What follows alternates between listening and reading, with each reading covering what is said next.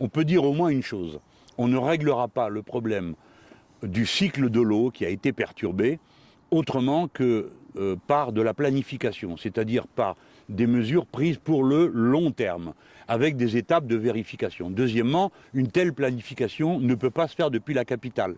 Elle se fait nécessairement avec l'outil du compte-gouttes, si j'ose dire, dont nous disposons, que sont les communes, qui sont les fondatrices de la liberté en France. Et ce sont elles qui sont capables le mieux d'interpréter, de discuter, de comparer. Aussi bien, ce que je veux vous dire, aussi solennellement que je peux, c'est que la question de l'eau sera demain une question transversale qui conditionnera toutes les autres. C'est-à-dire que vous pourrez imaginer que vous allez faire ceci ou cela, mais il y aura toujours quelqu'un pour vous dire oui, mais il n'y aura plus assez d'eau, ou y a-t-il assez d'eau, et en particulier d'eau potable. Alors les Français peuvent se désoler de voir le Doubs se vider, et peut-être qu'ils se diront il n'a qu'à se remplir. Mais ce qui est certain, c'est que le jour où ils vont ouvrir leur robinet et qu'il n'y aura plus d'eau, là, tout le monde va comprendre que c'est une matière première rare que l'eau. Et donc, comme elle est un bien commun, il faut qu'elle reste une propriété commune.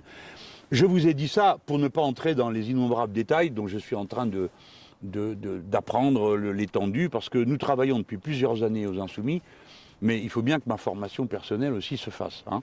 Là, bon, c'est vraiment quelque chose de complexe, mais il ne faut pas que la complexité soit le prétexte de l'inaction. D'accord ?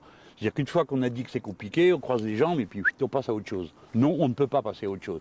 Là, si vous voulez, pour ceux qui nous voient, ils doivent se rendre compte, là, les gens, vous vous rendez compte, c'est la Suisse en face. Là, regardez, c'est tout vert partout. Il n'y a plus d'eau. Donc, si je vous avais montré le même paysage dans le sud du pays, vous auriez été moins surpris. Bon, vous connaissez. Mais ceux qui nous regardent, ils seraient moins surpris. Mais là, le Doubs sans eau, waouh.